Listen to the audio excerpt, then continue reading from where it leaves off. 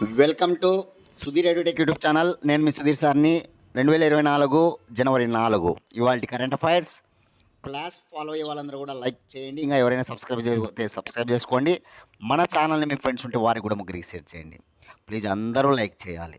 కానీ మీరు చేసే లైకే మమ్మల్ని మరింత బూస్టప్ చేస్తుందన్నమాట. దానివల్ల మరిన్ని క్లాసులు చేయడానికి మేము ముందుకెళ్తాం. కాబట్టి మీ నుంచి లైక్స్ కోరుకుంటారు యూట్యూబర్స్. కాబట్టి నేను కూడా మీ నుంచి లైక్ అడుగుతున్నాను. దయచేసి అందరు లైక్ చేయాలి, ఓకేనా? అదేవిధంగా మీరు బాగా చదవాలి. ప్రతి ఒక్కరు కూడా వీరికే వినడం కాదు, మీరు ఫాలో అయితే డైలీ ఫాలో కాండి, లేకుంటే ఫాలో కావాల్సిన అవసరం లేదు. దానివల్ల ఎటువంటి యూజ్ ఉండదు అనమాట, మీకు యూజ్ ఉండదు అనమాట. డైలీ ఫాలో అయ్యే వాళ్ళు ఖచ్చితంగా డైలీ ఫాలో కాండి, ఓకేనా? డైలీ ఫాలో కాని వాళ్ళు వదిలేయండి, ఎందుకంటే దానివల్ల ఎటువంటి యూజ్ ఉండదు అనమాట. డైలీ ఫాలో అయినప్పుడే అవి మనము మిస్ కాకుండా కొన్ని బాగా మంచి స్కోర్ తెచ్చుకోగలం అనమాట. కాబట్టి ప్రతి ఒక్కరు కూడా ఫాలో కాండి, లైక్ చేయండి, సబ్స్క్రైబ్ చేసుకోండి. మీ ఫ్రెండ్స్ ఉంటే వారికి కూడా షేర్ చేయండి మన ఛానల్ని, ఓకేనా? రైట్, క్లాస్లోకి వెళ్ళిపోదాం. ఫస్ట్ క్వశ్చన్, ప్రతి ఏటా ప్రపంచ బ్రైలీ దినోత్సవాన్ని ఎప్పుడు, ఏ తేదీన నిర్వహిస్తారు? ప్రతి ఏటా ప్రపంచ బ్రైలీ దినోత్సవంను జనవరి 4న నిర్వహిస్తారు. లూయిస్ బ్రైలీ పుట్టినరోజు సందర్భంగా, బ్రైలీ లిపిని కనుగొన్న లూయిస్ బ్రైలీ పుట్టినరోజు సందర్భంగా జనవరి 4ను ప్రపంచ బ్రైలీ దినోత్సవంగా జరుపుతారు. 2018 నుంచి ఐక్యరాజ్య సమితి ఈ ప్రపంచ బ్రైలీ దినోత్సవాన్ని జరపాలని నిర్ణయించింది. దృష్టి లోపంతో ఎవరైతే ఉన్నారో వారందరికీ కూడా ఇది ఒక ప్రత్యేకమైన రోజు అన్నమాట.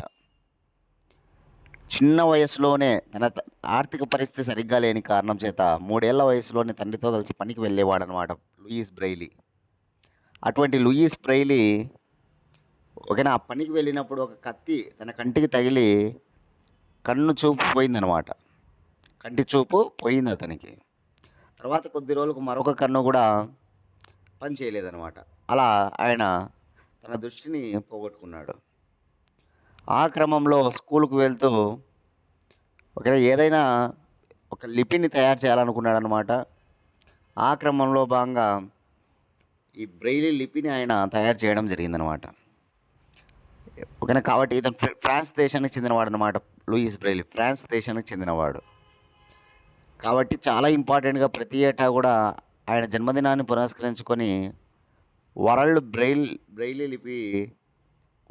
బ్రెయిలీ లిపి డేని నిర్వహిస్తారనమాట. ఎప్పుడు? జనవరి 4, గుర్తుంచుకోవాలి. జనవరి 4, 2018 నుంచి 2018 నుంచి ఇది ప్రతి సంవత్సరం జరుపుకుంటున్నాం. నిన్నటి క్లాస్లో జనవరి 3 సావిత్రిబాయి పూలే పుట్టినరోజు సందర్భంగా ప్రతి ఏటా జాతీయ మహిళా ఉపాధ్యాయ దినోత్సవాన్ని జరుపుతామని చెప్పుకున్నాం. నా నుంచి మీకు క్వశ్చన్ ఏంటంటే కనుక, సావిత్రిబాయి పూలే యొక్క భర్త పేరేమిటి? సావిత్రిబాయి పూలే దేశంలోని మొట్టమొదటిసారిగా బాలికల పాఠశాలను ఎక్కడ ఏర్పాటు చేసింది? సావిత్రిబాయి పూలే దేశంలోని మొట్టమొదటిసారిగా బాలికల పాఠశాలను ఏ సంవత్సరం ప్రారంభించింది అనేది కామెంట్ బాక్స్లో మీ సమాధానాన్ని తెలియజేయండి. అందరు కూడా చూద్దాం.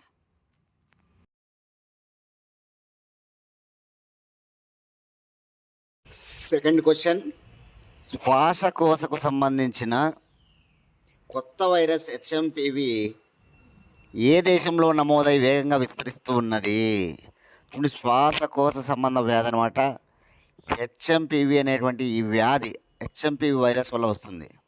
హెచ్ఎంపివి అనగా హ్యూమన్ మెటానిమో వైరస్ అనమాట. శ్వాసకోశ సంబంధ వ్యాధి అనగా ఊపిరితిత్తులకు లంగ్స్ రిలేటెడ్ డిసీజ్ అనమాట. ఇది చైనా దేశంలో అత్యంత వేగంగా విస్తరిస్తూ ఉందన్నమాట. ఏకంగా చైనా దేశంలో అత్యవసర ఆరోగ్య పరిస్థితిని కూడా ఏర్పాటు చేశారన్నమాట. ఈ వైరస్ వేగంగా విజృంభించడం వల్ల అక్కడ ఒక ఆరోగ్య అత్యవసర పరిస్థితిని కూడా విధించారనమాట. ఏ దేశంలో? చైనా దేశంలోనే మనకి మొన్నటి వరకు కరోనా చూసాం మనం, కోవిడ్-19. అక్కడి నుంచి ప్రపంచ దేశాలను వణికించింది అనమాట కరోనా లేదా కోవిడ్ అనేటువంటిది. ఇప్పుడు మళ్ళీ అదే చైనా దేశంలో ఒక వ్యాధి వేగంగా విజృంభిస్తూ ఉందన్నమాట, ఓకేనా?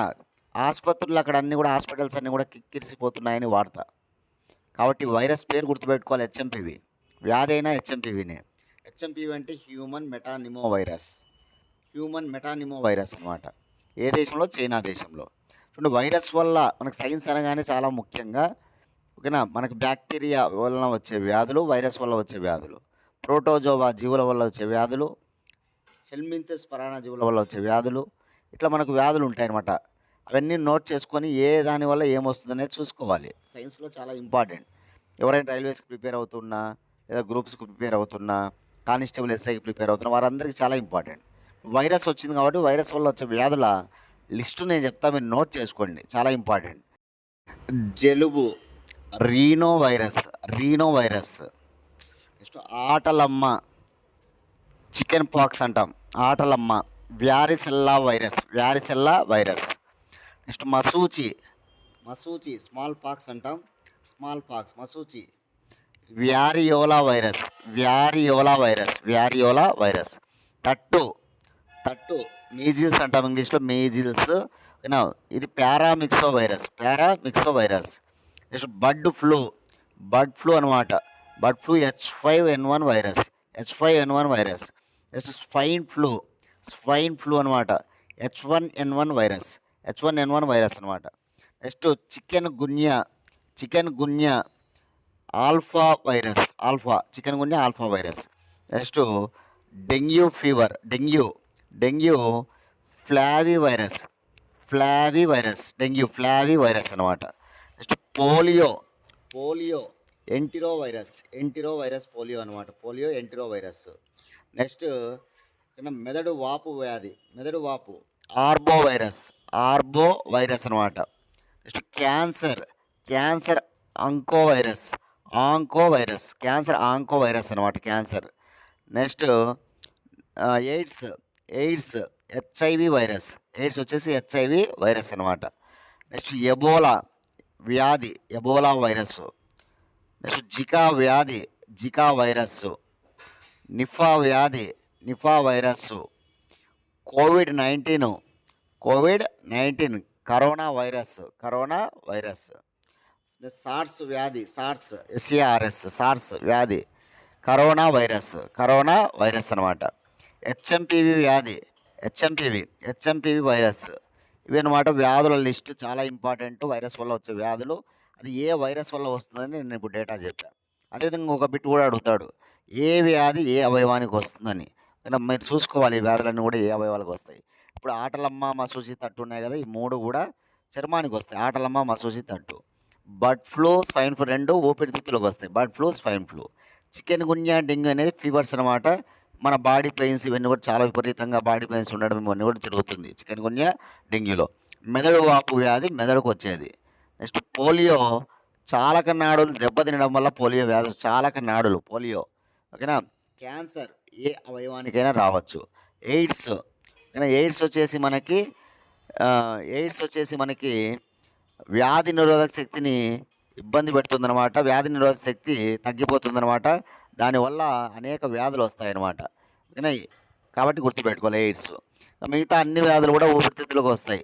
జికా కావచ్చు, నిఫా కావచ్చు, ఎబోలా కావచ్చు, కరోనా కావచ్చు, హెచ్ఎంపివి కావచ్చు. ఇవన్నీ లంగ్స్ రిలేటెడ్ డిసీజెస్ అనమాట. శ్వాసకోశ సంబంధ వ్యాధులు. ఓకేనా. ఇవి నోట్ చేసుకొని చదువుకోండి. చాలా ఇంపార్టెంట్ లిస్ట్ అని చెప్పింది.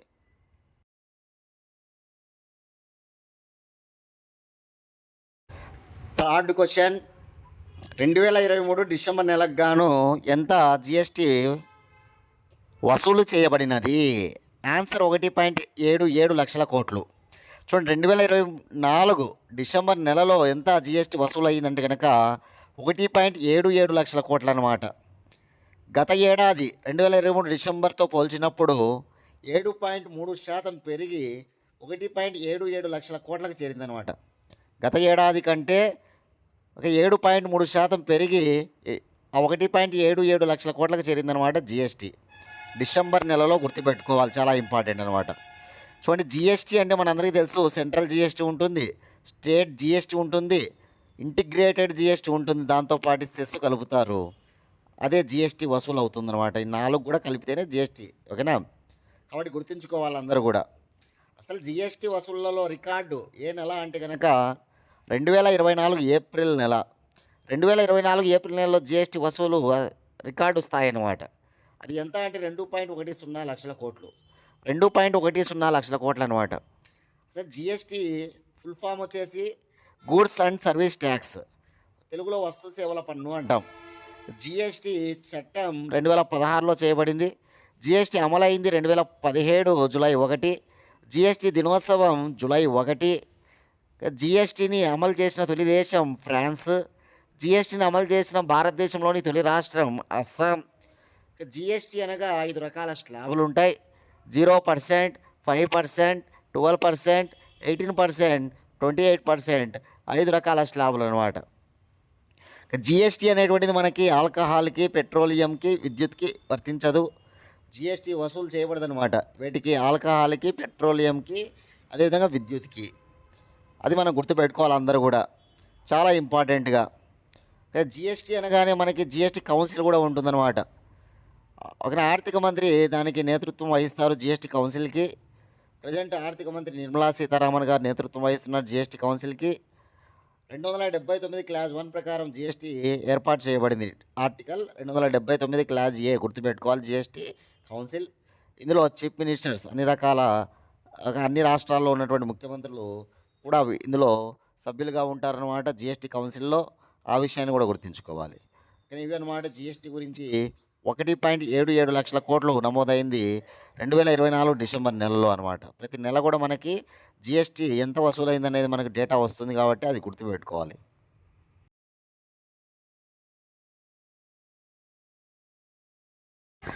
క్వశ్చన్ నెంబర్ 4, గ్రామీణ పేదరికం 2023-2024 ఆర్థిక సంవత్సరంలో ఎంత శాతం చేరిందని ఎస్బీఐ రీసెర్చ్ వెల్లడించినది? 4.86%. ఆన్సర్ 4.86% అనమాట. చూడండి, ఎస్బీఐ రీసెర్చ్ నివేదిక ప్రకారం గ్రామీణ పేదరికం ఏదైతే ఉందో అది 4.86%గా ఉందన్నమాట. ఎప్పుడు 2023-2024 ఏడాదికి గాను. గతంలో 2022-2023లో అది 7.2%గా ఉండింది.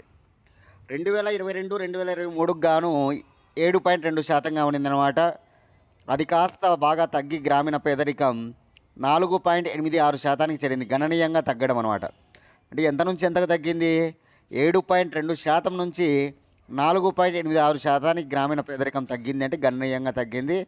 దీనికి కారణం ఏంటంటే కనుక ప్రభుత్వం అందిస్తున్నటువంటి సంక్షేమ పథకాలంట.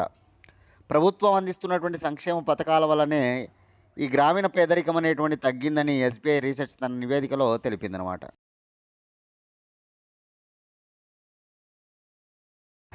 పట్టణ పేదరికం విషయానికి వస్తే కనుక పట్టణ పేదరికం 2023-2024 గాను 2023-2024 గాను 4.09%గా ఉందన్నమాట. అది గత ఏడాది 2022-2023లో 4.6%గా ఉన్న పట్టణ పేదరికం తగ్గి 4.09%కి చేరిందనమాట. కాబట్టి గుర్తుంచుకోవాలి, గ్రామీణ పేదరికం ఎంత, పట్టణ పేదరికం ఎంత శాతంగా ఉంది అనేటువంటి విషయం. చాలా ఇంపార్టెంట్ నివేదిక అనమాట, ఎస్బీఐ రీసెర్చ్ నివేదిక అనమాట ఇది. ఓకేనా, గుర్తుపెట్టుకోవాలి. గ్రామీణ పేదరికం గురించి, పట్టణ పేదరికం గురించి ఆ శాతాలు మనం నోట్ చేసుకోవాలి ఖచ్చితంగా. ఓకేనా. కేంద్ర గ్రామీణాభివృద్ధి శాఖ మంత్రి, రూరల్ డెవలప్మెంట్ మినిస్టర్ ఎవరంటే కనుక మనందరికీ తెలుసు, శివరాజ్ సింగ్ చౌహాన్. అదే ఆంధ్రప్రదేశ్లో రాష్ట్ర గ్రామీణాభివృద్ధి శాఖ మంత్రిగా ఎవరున్నారంటే పవన్ కళ్యాణ్. గ్రామీణాభివృద్ధి శాఖ మంత్రి పవన్ కళ్యాణ్ అనమాట. అదేవిధంగా తెలంగాణ రాష్ట్ర గ్రామీణాభివృద్ధి మంత్రి ఎవరంటే కనుక మన సీతక్క అనమాట. గ్రామీణాభివృద్ధి శాఖ మంత్రి మరియు పంచాయతీరాజ్ శాఖ రెండు కూడా ఉంటాయి కదా. గ్రామీణాభివృద్ధి శాఖ అన్నప్పుడు పంచాయతీరాజ్ కూడా వచ్చేస్తుంది అనమాట ఆటోమేటిక్గా. కాబట్టి ఈ ముగ్గురిని గుర్తుపెట్టుకోవాలి మనం. గ్రామీణాభివృద్ధి, రూరల్ డెవలప్మెంట్కి సంబంధించి శివరాజ్ సింగ్ చౌహాన్, పవన్ కళ్యాణ్, సీతక్కలను గుర్తుపెట్టుకోవాలి. శివరాజ్ సింగ్ చౌహాన్, పవన్ కళ్యాణ్, సీతక్కలను గుర్తుపెట్టుకోవాలి.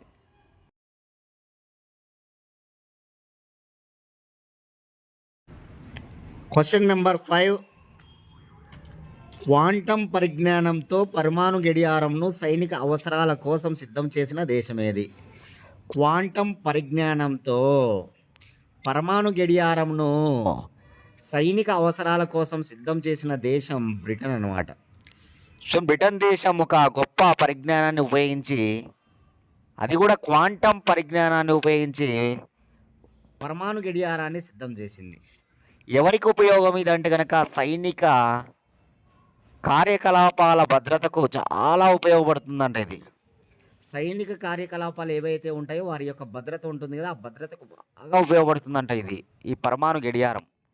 అటువంటి పరమాణు గడియారాన్ని రూపొందించిందనమాట క్వాంటం పరిజ్ఞానంతో ఏ దేశ శాస్త్రవేత్తలు? బ్రిటన్ దేశ శాస్త్రవేత్తలు అనమాట. ఒక జీపీఎస్ పరిజ్ఞానం వాడకం తగ్గిపోతుందన్నమాట దీనివల్ల. వారు ఉపయోగించేటువంటి సైనికులు జీపీఎస్ను ఉపయోగిస్తారు కదా, ఆ జీపీఎస్ పరిజ్ఞానం అనేటువంటిది దానివల్ల ఎన్నో ఇబ్బందులు కలుగుతూ ఉన్నాయంట.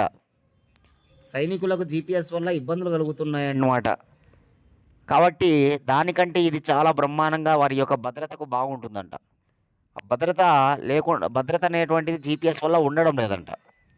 కాబట్టి జీపీఎస్ గ్లోబల్ పొజిషనింగ్ సిస్టమ్ మనందరికీ తెలుసు. గ్లోబల్ పొజిషనింగ్ సిస్టమ్ మనం జీపీఎస్ వాడతాం కదా మనం కూడా. కాబట్టి గుర్తుపెట్టుకోవాలి ఈ విషయాన్ని. బ్రిటన్ అనేటువంటి దేశం ఎందుకు వార్తల్లో ఉంది ఈరోజు అంటే కనుక పరమాణు గడియారము క్వాంటం పరిజ్ఞానంతో అనమాట. బ్రిటన్ దేశ రాజధాని లండను. బ్రిటన్ దేశ కరెన్సీ పౌండ్. బ్రిటన్ దేశ భాష ఇంగ్లీషు. బ్రిటన్ దేశ ప్రెసిడెంట్ లేడు, ఇక్కడ రాజు ఉంటాడనమాట. బ్రిటన్ రాజు చార్లెస్ III. బ్రిటన్ రాజు చార్లెస్ III. బ్రిటన్ ప్రధానమంత్రి కీర్ స్టార్మర్. కీర్ స్టార్మర్ అని గుర్తుపెట్టుకోవాలి. స్టార్మర్ ఇదనమాట బ్రిటన్ దేశం. ఓకేనా.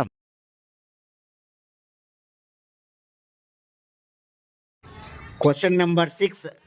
2025 జనవరిలో వందే భారత్ స్లీపర్ ట్రైన్ను వేగమును ఎంతకు పెంచారు? చూడండి, వందే భారత్ స్లీపర్ ట్రైన్ను యొక్క వేగాన్ని 180 కిలోమీటర్లకు పెంచడం జరిగింది. 180 కిలోమీటర్స్ అనమాట. ఇది వరకు దీని వేగం 160 కిలోమీటర్లు అనమాట. ఓకేనా. గంటకు 160 కిలోమీటర్ల వేగం ఉండేది, దాన్ని ఇప్పుడు 180 కిలోమీటర్లకు పెంచారంట. గుర్తుపెట్టుకోవాలి. ఏ train? Vande Bharat sleeper train అంటే వందే భారత్ ట్రైన్ అనమాట. భారతదేశంలో అత్యంత వేగవంతమైన రైలు వందే భారత్ ట్రైనే. అంతకుముందు గతిమాను శతాబ్ది ఎక్స్ప్రెస్లని ఉండేటి, అవి వేగవంతమైనవి. వాటి స్థానంలో వచ్చినటువంటిది అన్నిటికంటే వేగవంతమైనది భారతదేశంలో భారతీయ రైల్వేల చేత నడపబడుతూ ఉందన్నమాట. అదే వందే భారత్ ఎక్స్ప్రెస్. 180 కిలోమీటర్ల వేగాన్ని పెంచారనమాట. ప్రస్తుతం అయితే దాని వేగం 160 కిలోమీటర్లే, కానీ దాన్ని 180కి పెంచడం జరిగిందనమాట. ఓకేనా. గుర్తుపెట్టుకోవాలి. వందే భారత్ ఎప్పుడు ప్రారంభించబడింది? దీని సర్వీస్ మొదటి సర్వీస్ అంటే కనుక 2019 ఫిబ్రవరి 15. 2019 ఫిబ్రవరి 15 అనమాట. ప్రధానమంత్రి నరేంద్ర మోడీ ప్రారంభించారనమాట 2019 ఫిబ్రవరి 15వ తారీఖున ఈ వందే భారత్ ఎక్స్ప్రెస్ను. ఓకేనా. గుర్తుపెట్టుకోవాలి. వందే భారత్ ఎక్స్ప్రెస్ అనేటువంటిది. ఓకేనా. దీన్ని ట్రైన్ 18 అని కూడా అంటారు, ఎందుకంటే 2018లో ఇది మ్యానుఫ్యాక్చరింగ్ జరిగిందనమాట. కాబట్టి దీన్ని ట్రైన్ 18 అని కూడా పిలుస్తారు. చెన్నైలో రైల్ కోచ్ ఫ్యాక్టరీ ఉంటుందన్నమాట. ఆ రైల్ కోచ్ ఫ్యాక్టరీ చెన్నైలోని. ఓకేనా. ఇంటిగ్రల్ కోచ్ ఫ్యాక్టరీ ఉంటుంది. ఇంటిగ్రల్ కోచ్ ఫ్యాక్టరీ అనేది చెన్నైలో ఉంది. వారు దీన్ని తయారు చేయడం జరిగిందనమాట. గుర్తుపెట్టుకోవాలి. వందే భారత్ ట్రైన్ యొక్క నమూనాను ఎవరు తయారు చేశారంటే కనుక integral coach factory. Integral coach factory ఎక్కడ ఉంది? రైళ్లకు సంబంధించి చెన్నైలో ఉంటుంది. గుర్తుంచుకోవాలి ఈ విషయాన్ని. చాలా చాలా ఇంపార్టెంట్ విషయాలు అనమాట ఇవన్నీ నేను చెప్పినట్టు ఇప్పుడు. ఓకేనా.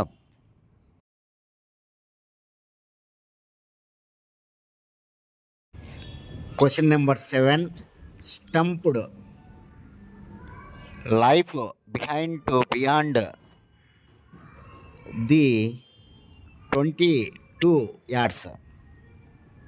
22 యార్డ్స్ అనమాట. చూడండి, ఒక పుస్తకం. స్టంప్డ్ అనేటువంటిది ఒక పుస్తకం అనమాట. ఈ పుస్తకాన్ని ఎవరు రాశారు అంటే కనుక చాలా గొప్ప ప్లేయర్ ఇతను. మన భారతదేశంలో ఎంతోమంది గొప్ప గొప్ప ప్లేయర్స్, క్రికెట్ ప్లేయర్స్ సేవలు అందించారనమాట. అందులో ఒకడు సయ్యద్ కిర్మానీ. ఈ సయ్యద్ కిర్మానీ యొక్క జీవిత కథ అనమాట ఈ స్టంప్డ్ అనేటువంటి ఈ పుస్తకం. ఇతను ఒక వికెట్ కీపర్ అనమాట. మన భారతదేశానికి సంబంధించి చాలామంది వికెట్ కీపర్లు బాగా వర్క్ చేయడం జరిగిందనమాట, సేవలు అందించారనమాట. అందులో ఒకడు ఈ సయ్యద్ కిర్మానీ. కాబట్టి గుర్తుపెట్టుకో, సయ్యద్ కిర్మానీ ఆత్మకథ స్టంప్డ్ అనమాట. ఆయనే రచించడం జరిగిందనమాట. ఓకేనా. అది వచ్చేసి ఇతివృత్తం. ఆ పక్కన ఉన్న చిన్న చిన్న అక్షరాలతో ఉన్నటువంటివి ఇతివృత్తం అనమాట. మెయిన్ పుస్తకం పేరు స్టంప్డ్ అనమాట. స్టంప్డ్ అనమాట. ఓకేనా. గుర్తుపెట్టుకోవాలి. పుస్తకాలన్నీ ఒక చోట నోట్ చేసుకోండి అందరూ.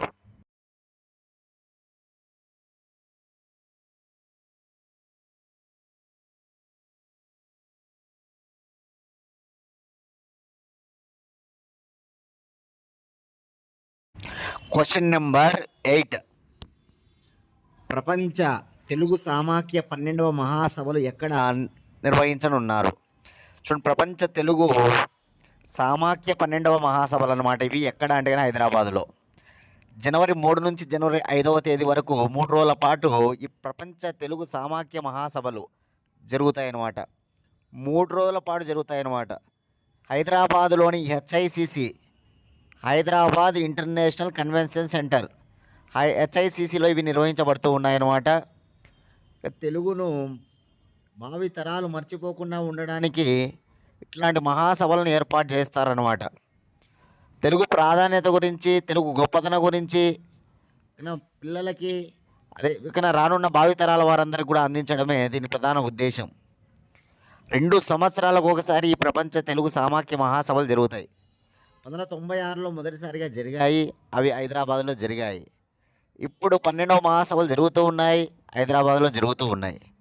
గుర్తుపెట్టుకోవాలి, తెలుగు మహాసభలు ప్రపంచ తెలుగు సామాఖ్య మహాసభలు 12వ అన్నమాట. నెంబర్ 12 గుర్తుపెట్టుకోవాలి. ఆంధ్రప్రదేశ్ ముఖ్యమంత్రి చంద్రబాబు నాయుడు, తెలంగాణ ముఖ్యమంత్రి రేవంత్ రెడ్డి, మాజీ ఉపరాష్ట్రపతి వెంకయ్య నాయుడు తదితర గొప్ప గొప్ప తెలుగులో గొప్ప గొప్పగా మాట్లాడే వాళ్ళు, కవులు, రచయితలు ఇట్లాంటి వాళ్ళందరూ కూడా హాజరవుతారన్నమాట. ఒక్క భారతదేశం నుంచే కాదు, ఇతర దేశాల నుంచి కూడా ఈ సమావేశానికి హాజరవుతూ ఉన్నారు. కాబట్టి గుర్తుపెట్టుకోవాలి, తెలుగు మహాసభలు చాలా ఇంపార్టెంట్ అన్నమాట. ఇకపోతే తెలుగు అనగానే దేశ భాషలందు తెలుగు లెస్స అన్నది ఎవరు? శ్రీకృష్ణ దేవరాయలు. తెలుగులో తొలి సినిమా భీష్మ ప్రతిజ్ఞ. తెలుగులో తొలి మాటల సినిమా టాకీ ఫిల్మ్ వచ్చేసి భక్త ప్రహ్లాద. తెలుగులో తొలి దినపత్రిక కృష్ణాపత్రిక ప్రారంభించిన వారు కొండా వెంకటప్పయ్య. ముట్నూరి కృష్ణారావు ఎడిటర్ అన్నమాట, సంపాదకుడు. కొండా వెంకటప్పయ్య, ముట్నూరి కృష్ణారావులు ఈ కృష్ణాపత్రిక స్థాపకులు అన్నమాట. తొలి దినపత్రిక కృష్ణాపత్రిక. తొలిసారిగా రామాయణాన్ని తెలుగులోకి అనువదించింది ఎవరంటే కనుక గోన బుద్ధారెడ్డి, రంగనాథ రామాయణం. అలా తెలుగులో కొన్ని రామాయణాలు చూస్తే మనం రంగనాథ రామాయణం రాసింది గోన బుద్ధారెడ్డి, నిర్వచనోత్తర రామాయణం రాసింది తిక్కన నిర్వచనోత్తర రామాయణం, భాస్కర రామాయణం రాసింది భాస్కరుడు. మొల్ల రామాయణం రాసింది కవయిత్రి మొల్ల.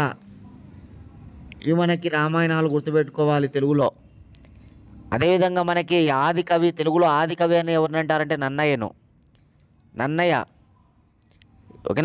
నన్నయ్య, తిక్కన, ఎర్రన ఈ ముగ్గురు కూడా తెలుగులో కవిత్రయం అనమాట. నన్నయ్య, తిక్కన, ఎర్రన. మహాభారతాన్ని ముగ్గురు కూడా అనువదిస్తారు. నన్నయ్య 2.5 పర్వాలు, తిక్కన 15 పర్వాలు, ఎర్రన అర పర్వం, మొత్తం 18 పర్వాలు అనువదించబడ్డాయి. కాబట్టి గుర్తుపెట్టుకోవాలి, మహాభారతాన్ని అనువదించింది తెలుగు కవిత్రయం ఎవరంటే నన్నయ్య, తిక్కన, ఎర్రన. వీరిలో ఆది కవి అని ఎవరిని అంటారంటే నన్నయ్యను పిలుస్తారన్నమాట. తెలుగు భాషా దినోత్సవం ఆగస్టు 29 గిడుగు రామూర్తి పుట్టినరోజు సందర్భంగా. తెలుగు భాషా దినోత్సవం ఆగస్టు 29 గిడుగు రామూర్తి పుట్టినరోజు సందర్భంగా. కాబట్టి గుర్తుంచుకోవాలి ఇవన్నీ కూడా. చాలా చాలా ఇంపార్టెంట్ అన్నమాట.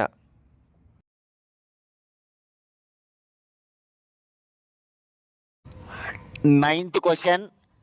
ఆంధ్రప్రదేశ్లో కొత్తగా ఎన్ని విమానాశ్రయాలను ఏర్పాటు చేయనున్నట్లు మంత్రి రామ్మోహన్ నాయుడు తెలిపారు? చూడండి, చాలా ఇంపార్టెంట్ క్వశ్చన్ అన్నమాట ఇది. ఆంధ్రప్రదేశ్లో 7 కొత్తగా విమానాశ్రయాలు ఏర్పాటు చేయడానికి శ్రీకారం చుట్టారనమాట ఆంధ్రప్రదేశ్ ముఖ్యమంత్రి చంద్రబాబు నాయుడు. ఎందుకు ఇక్కడ కేంద్ర మంత్రి రామ్మోహన్ నాయుడులు ఇక్కడ ఏర్పాటు చేయాలని నిర్ణయించారంటే కనుక మనందరికీ తెలుసు, కేంద్రంలో తెలుగుదేశం పార్టీ మనకు ఇప్పుడు ప్రజెంట్ మనకు ఉన్నటువంటి గవర్నమెంటు, కూటమి గవర్నమెంట్ ఏదంటే కనుక ఎన్డీఏ గవర్నమెంట్ అనమాట. ఈ ఎన్డీఏ గవర్నమెంట్లో అతిపెద్ద పార్టీ బీజేపీ పార్టీ అయితే, రెండవ అతిపెద్ద పార్టీ టీడీపీ పార్టీ అనమాట. తెలుగుదేశం పార్టీని రెండవ అతిపెద్ద పార్టీ ఎన్డీఏ కూటమిలో. కాబట్టి మద్దతు ఇచ్చారనమాట ఎన్డీఏ కూటమికి. కాబట్టి మనకు కొన్ని ప్లస్ పాయింట్స్ ఉన్నాయన్నమాట. మన రాష్ట్ర వ్యక్తిని కేంద్ర మంత్రిగా తీసుకున్నారు, అది కూడా తెలుగుదేశం పార్టీ వ్యక్తిని కేంద్ర మంత్రిగా తీసుకున్నారు. ఇక్కడ తెలుగుదేశం పార్టీ అధికారంలో ఉంది కాబట్టి అక్కడ కేంద్ర మంత్రిగా రామ్మోహన్ నాయుడు కూడా ఉన్నాడు కాబట్టి తెలుగుదేశం పార్టీ వ్యక్తి ఆటోమేటిక్గా ఆయన విమానయాన మంత్రి అనమాట. ఇప్పుడు విమానయాన సివిల్ ఏవియేషన్ మినిస్టర్ అనమాట ఎవరు? రామ్మోహన్ నాయుడు. కాబట్టి మన రాష్ట్రానికి ప్లస్ అయిందనమాట. ఓకేనా. మా విమానయాన రంగంలో డెవలప్మెంట్ ఎందుకంటే కేంద్రంలో విమానయాన మంత్రిగా ఉన్నటువంటి వాడు ఒక తెలుగువాడు, ఆంధ్రప్రదేశ్ చెందినవాడు రామ్మోహన్ నాయుడు అనమాట. కాబట్టి గుర్తుపెట్టుకోవాలి ఈ విషయాన్ని. సరే 7 ఎక్కడెక్కడ అనేది నోట్ చేసుకోండి మీరు. 7 ఎక్కడెక్కడ అంటే కనుక శ్రీకాకుళం 1, 2 తాడేపల్లిగూడెం, 3 ఒంగోలు, 4 నాగార్జున సాగరు, 5 కుప్పము, 6 అన్నవరము, ఓకేనా, 6 అన్నవరము, 7 దగదర్తి. ఎక్కడెక్కడ అనేది గుర్తుపెట్టుకోవాలి మీరు, చాలా ఇంపార్టెంట్. 7 కొత్త విమానాశ్రయాలు ఎక్కడెక్కడ అనేది గుర్తుపెట్టుకోవాలి.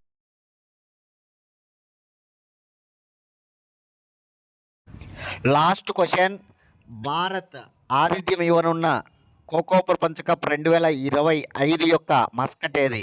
చూడండి, ఖోఖో ప్రపంచ కప్ 2025లో భారతదేశం ఆతిథ్యం ఇస్తూ ఉందన్నమాట. మొట్టమొదటిసారిగా ఖోఖో ప్రపంచ కప్కు భారత్ ఆతిథ్యం ఇవ్వనుంది. ఎప్పటి నుంచి జరుగుతూ ఉన్నాయి వెంటనే జనవరి 13వ తేదీ నుంచి ప్రారంభమవుతాయి. ఢిల్లీలో ఉన్నటువంటి ఇందిరాగాంధీ ఇండోర్ స్టేడియంలో ఈ ఖోఖో ప్రపంచ కప్ పోటీలు జరుగుతాయి. ఢిల్లీలోని ఇందిరాగాంధీ ఇండోర్ స్టేడియంలో ఖోఖో ప్రపంచ కప్ పోటీలు జరుగుతాయి అన్నమాట. 13వ తేదీ నుంచి ప్రారంభించబడతాయి. భారతదేశం ఆతిథ్యం ఇవ్వనుంది. ఈ ఖోఖో ప్రపంచ కప్ పోటీలకు సంబంధించి 6 ఖండాల్లోని దాదాపు 24 దేశాల నుంచి 21 పురుష జట్లు, 20 మహిళా జట్లు పాల్గొనబోతూ ఉన్నాయన్నమాట. 6 ఖండాల్లోని 24 దేశాల నుంచి 21 పురుష జట్లు, 20 మహిళా జట్లు ఈ ఖోఖో ప్రపంచ కప్లో పార్టిసిపేట్ చేస్తాయన్నమాట. ఓకేనా, ఆడతాయన్నమాట. గుర్తుంచుకోవాలి ఈ విషయాన్ని. అదేవిధంగా ట్రోఫీలకు సంబంధించి 2 ట్రోఫీలను ఆవిష్కరించారనమాట. పురుషుల టీంకు సంబంధించిన ట్రోఫీ ఏ రంగులో ఉంటుందంటే నీలి రంగులో, బ్లూ కలర్ ట్రోఫీ అనమాట. మహిళా ట్రోఫీ వచ్చేసి గ్రీన్ కలర్లో ఉంటుంది, గ్రీన్ ట్రోఫీ అనమాట, గుర్తుపెట్టుకోవాలి. ఇంకా ఇప్పుడు క్వశ్చన్ ఏంటి మనకి, మస్కట్స్ అనమాట. దీనికి సంబంధించి మస్కట్స్ ఏంటి అంటే ఈ ఖోఖో ప్రపంచ కప్ పోటీలకు సంబంధించి 2 మస్కట్స్ ఉన్నాయి. ఒకటి తారా, 2 తేజస్ అనమాట. తారా అంటే మహిళల టీం ఉంది కదా, దానికి సంబంధించిన మస్కట్ అనమాట. అదేవిధంగా తేజస్ అంటే కనుక పురుషుల టీం ఉంది కదా, దానికి సంబంధించిన మస్కట్ అనమాట. ఈ 2 మస్కట్లు ఖోఖో ప్రపంచ కప్ పోటీలకు సంబంధించి ఈ ఏడాది మస్కట్ అనమాట, గుర్తుపెట్టుకోవాలి. తారా తేజస్, టీటీ అని గుర్తుపెట్టుకోండి. టీటీ తారా తేజస్ అనమాట. ఇవి ఇవాళ కరెంట్ అఫైర్స్. ఓకేనా. అన్ని ఎగ్జామ్స్కి మీరు కూడా కొన్ని ముందుగా ఎగ్జామ్స్ రాసుకోవాలి. దానికోసం మేము ఎగ్జామ్ కండక్ట్ చేస్తున్నాం. రోజు ఒక 50 క్వశ్చన్లు మీకు అన్ని సబ్జెక్టుల నుంచి తయారు చేసి పెడతామన్నమాట. అవి రోజు ఒక 50 క్వశ్చన్లు మీరు ప్రాక్టీస్ చేసుకుంటూ పోవాలి. ఏదో ఒక సబ్జెక్ట్ చదువుకుంటూ ఒక సబ్జెక్ట్ మర్చిపోతూ వస్తుంటారు అనమాట. అలా కాకుండా ఎగ్జామ్స్ రాస్తూ ఉంటే కనుక అన్ని రకాల సబ్జెక్టులు అందులో ఉంటాయి కాబట్టి కొద్దిగా మనకి చాలా ప్లస్ అవుతుందన్నమాట. కాబట్టి ఓకే, రోజు మేము ఎగ్జామ్స్ పెడుతున్నాం. మీరు ఇంట్రెస్ట్ ఉన్న వాళ్ళు 8186006848 అనే నెంబర్కి ఒక 50 రూపాయలు ఫోన్పే చేసి అదే నెంబర్కి స్క్రీన్ షాట్ పెడితే కనుక మేము రోజు మీకు ఒక 50 క్వశ్చన్లు ఎగ్జామ్గా పంపిస్తామన్నమాట. మీరు రాసి మాకు పెడితే మళ్ళీ మీకు మార్కులు అందిస్తామన్నమాట. కాబట్టి ఓకేనా, ముందు ఎగ్జామ్ వివరాలు ఏమైనా డౌట్స్ ఉంటే నన్ను అడగండి, నేను మీకు ఆన్సర్ ఇస్తాను. ఓకేనా. కాబట్టి మీరు ఎగ్జామ్స్ రాసుకోమని అయితే నా సూచన అనమాట. మీకు చాలా ప్లస్ అవుతాయి అన్నమాట. ఓకేనా. అన్ని ఎగ్జామ్స్కి ఉపయోగపడతాయి. కాబట్టి వీలు చూసుకొని మీరు ఓకేనా ఈ రకంగా మీరు ఎగ్జామ్స్ రాసుకోండి. చాలా ఇంపార్టెంట్గా మీకు ఉపయోగపడతాయి. ఓకేనా. రోజు ఒక 50 క్వశ్చన్స్ అనమాట. దాదాపు నెలకు ఒక 1500 క్వశ్చన్స్ వస్తాయి మీకు. ఓకేనా. మళ్ళీ అదేవిధంగా నెక్స్ట్ మంత్ నెల ఒక 50 రూపాయలు కడుతూ ఉంటే కనుక మీకు ఆ ఎగ్జామ్స్ మేము పంపించడం జరుగుతుందన్నమాట. ఓకే, రేపటి క్లాస్లో మళ్ళీ కలుసుకుందాం ఫ్రెండ్స్. థ్యాంక్స్.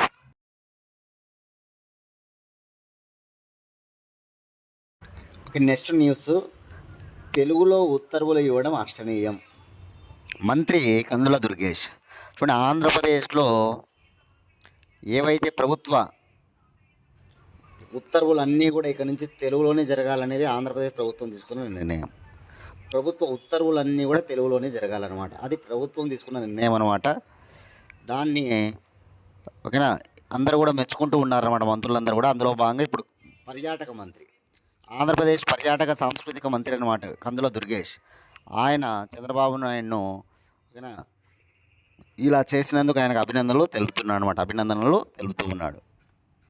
ఇక్కడ నెక్స్ట్ న్యూస్ ఏంటంటే, జిల్ బైడెన్కి మోదీ ఇచ్చిన వజ్రంపై శ్వేతసౌధంలో చర్చ. శ్వేతసౌధం అంటే మనకు అధ్యక్ష భవనం అనమాట, వైట్ హౌస్ అనమాట. కానీ అక్కడ చర్చ జరుగుతూ ఉందన్నమాట మోదీ ఇచ్చినటువంటి వజ్రం పైన. నరేంద్ర మోడీ బైడెన్ యొక్క భార్య జిల్ బైడెన్కు 2023 జూన్లో అక్కడికి వెళ్ళినప్పుడు ఒక వజ్రం ఇవ్వడం జరిగిందంట. దానిపైన చర్చలు జరుగుతూ ఉన్నాయంట. ఆమెకు వచ్చినటువంటి కానుకల్లో అన్నిటికంటే అత్యంత విలువైనది ఇదే అంట. $20,000 $20,000తో ఉంటుందన్నమాట ఈ వజ్రం ఖరీదు. అత్యంత విలువైన వజ్రం అన్నమాట ఇది. మన రూపీల్లో చెప్పుకుంటే 16 లక్షలు. నెక్స్ట్ న్యూస్ ఏంటంటే థాయిలాండ్ ప్రధాని వద్ద 75 లగ్జరీ వాచ్లు 200 డిజైనర్ బ్యాగులు ఉన్నాయంట. 75 లగ్జరీ వాచ్లు 200 డిజైనర్ బ్యాగులు ఉన్నాయంట. ఇటీవలనే బాధ్యతలు చేపట్టింది పెట్టోంగ్ గార్న్. ఇక్కడ మనం ఫోటోలో చూస్తున్నాం కదా, థాయిలాండ్ ప్రధానమంత్రి అనమాట ఆమె. పెట్టోంగ్ టార్న్ అనమాట పేరు, పెట్టోంగ్ టార్న్. ఈమె దగ్గర ఉన్నటువంటి వాచ్లు, ఈమె దగ్గర ఉన్నటువంటి బ్యాగులు, దానిపైన అక్కడ డిస్కషన్ అనమాట. ఓకేనా, అదంతా మనకు అనవసరం. ఇప్పుడు వార్తల్లో ఉన్న మహిళ కాబట్టి ఇప్పుడు ప్రజెంట్ థాయిలాండ్ ప్రధానమంత్రి ఎవరైనా గుర్తుపెట్టుకుంటే చాలు, పెట్టోంగ్ టార్న్ అనమాట, పెట్టోంగ్ టార్న్. నెక్స్ట్ న్యూస్ 11 నుంచి భారతీయ జనతా పార్టీ సంవిధాన్ గౌరవ యాత్ర చేపట్టనుందనమాట. ఇది 15 రోజుల పాటు చేస్తారంట. రిపబ్లిక్ డేకి 15 రోజుల ముందు ఇలా 15 రోజులు చేస్తారనమాట. ఓకేనా, గుర్తుపెట్టుకోవాలి. 11వ తేదీ నుంచి ఇది ప్రారంభమవుతుంది. జనవరి 11 నుంచి జనవరి 26వ తేదీ వరకు అలా 15 రోజుల పాటు జరిగేటువంటి యాత్ర. అదే సంవిధాన్ గౌరవ యాత్ర చేపట్టనున్న పార్టీ భారతీయ జనతా పార్టీ. ఒక పక్కేమో కాంగ్రెస్ వాళ్ళు జై బాపు, జై భీము, జై సంవిధాన్. ఒక పక్కేమో బీజేపీ వాళ్ళు సంవిధాన్ గౌరవ యాత్ర. రెండు చోట్ల సంవిధాన్ ఉంది. గుర్తుపెట్టుకోవాలి. సంవిధాన్ గౌరవ యాత్ర దేనికోసం అంటే అంబేద్కర్ యొక్క ప్రాధాన్యత, రాజ్యాంగంలో అంబేద్కర్ పాత్ర, దీనిపైన ప్రజలకు తెలియజేయాలి అనే విషయం పైన ఈ యొక్క యాత్ర అనమాట. గుర్తుపెట్టుకోవాలి. ఈ యాత్ర ఎలా అనేది గుర్తుపెట్టుకోవాలి. అంబేద్కర్ విషయం, అంబేద్కర్ రాజ్యాంగానికి సంబంధించిన విషయాలను ప్రజలకు తెలియజేయాలనేటువంటిదే దీని యొక్క ఉద్దేశం అన్నమాట. ఓకేనా, ఈ విషయాన్ని మనం గుర్తుపెట్టుకోవాలి. 15 రోజులు జరుగుతాయి. ఓకేనా, ఎవరు చేస్తున్నారు? భారతీయ జనతా పార్టీ వాళ్ళు చేస్తున్నారు. ఓకే, నెక్స్ట్ న్యూస్ మణిపూర్ గవర్నర్గా అజయ్ భల్లా ప్రమాణం. చూడండి, మణిపూర్కు నూతన గవర్నర్గా ఇప్పుడు నియమించబడిన వాడు అజయ్ కుమార్ భల్లా. ఈ అజయ్ కుమార్ భల్లా ప్రమాణ స్వీకారం చేశాడనమాట. ఇతని చేత మణిపూర్ రాష్ట్ర హైకోర్టు ప్రధాన న్యాయమూర్తి కృష్ణకుమార్ ప్రమాణ స్వీకారం చేయించారు. ఎందుకంటే గవర్నర్ల చేత ప్రమాణ స్వీకారం చేయించేది ఎవరంటే హైకోర్టు ప్రధాన న్యాయమూర్తులు అనమాట. మణిపూర్ హైకోర్టు ప్రధాన న్యాయమూర్తి కృష్ణకుమార్, ఆయన గవర్నరు అజయ్ కుమార్ భల్లా చేత ప్రమాణ స్వీకారం చేయించాడు మణిపూర్లో. చాలా ఇంపార్టెంట్, గుర్తుంచుకోవాలి. గవర్నర్, నూతన గవర్నర్. నెక్స్ట్ న్యూస్ ఒడిస్సా గవర్నర్గా హరిబాబు బాధ్యతల స్వీకారం.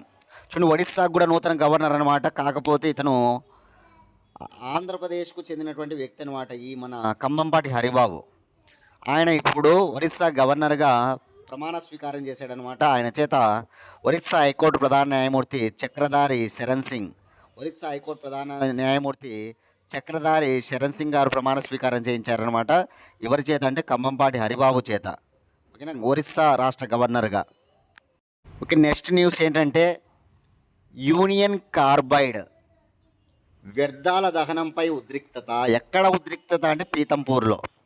చాలా ఇంపార్టెంట్ అనమాట. ఇప్పుడు ఒక ప్రాంతము వార్తల్లో ఉంది, అదే పీతంపూర్. మధ్యప్రదేశ్లోని పీతంపూర్లో ఉద్రిక్త వాతావరణం అనమాట. ఎందుకు అంటే కనుక ఈ యూనియన్ కార్బైడ్ నుంచి వ్యర్థ పదార్థాలు ఉంటాయి కదా, అవి రిలీజ్ అయినవి, వాటి దహనం పైన అక్కడ ఉద్రిక్తత ఏర్పడింది అనమాట. హైకోర్టు ఏమని తీర్పు ఇచ్చిందంటే కనుక 337 టన్నుల వ్యర్థాలను దహనం చేయండి పారిశ్రామిక వాడలో. యూనియన్ కార్బైడ్ నుంచి విడుదలైనటువంటి వ్యర్థాలను దహనం చేయమని చెప్పేసి కోర్టు తీర్పు ఇచ్చింది. దానికి సంబంధించి ఆ రాష్ట్ర ప్రభుత్వము అనేక భద్రతలతో అలా దాన్ని చేస్తూ ఉందన్నమాట. దానిని ఆ ప్రాంతంలో పీతంపూర్లో ఉన్నటువంటి, మధ్యప్రదేశ్లో పీతంపూర్లో ఉన్నటువంటి ప్రజలు ఒప్పుకోవడం లేదు. ఎందుకంటే అవి కాల్చడం వల్ల పర్యావరణం బాగా కలుషితం అవుతుంది అనమాట. దానివల్ల అక్కడ ఉన్న వాళ్ళందరూ కూడా రోగాల బారిన పడతారు. అందుకని చెప్పేసి తీవ్ర ఉద్రిక్త వాతావరణం ఏర్పడింది. అందులో భాగంగా ఇద్దరు ఏకంగా ఆత్మాహుతి కూడా చేసుకున్నారనమాట. ఈ ఉద్రిక్తతలో భాగంగా అలా చేయకూడదని చెప్పేసి ఇద్దరు ఆత్మాహుతి కూడా చేసుకున్నారు. వాళ్ళను హాస్పిటల్లో కూడా చేర్పించారనమాట. అంత పెద్ద ఉద్రిక్తత నెలకొందనమాట. కానీ ఎక్కడ అంటే కనుక పీతంపూర్, ఎక్కడ మధ్యప్రదేశ్ రాష్ట్రంలో. దేనికి సంబంధించి యూనియన్ కార్బైడ్ నుంచి వ్యర్థాలు ఏవైతే ఉన్నాయో 337 మిలియన్ టన్నులు వ్యర్థాలు, వాటిని దహనం అనమాట, దహనం చేయాలనేది అక్కడ ఉంది కనుక గుర్తుపెట్టుకోవాలి.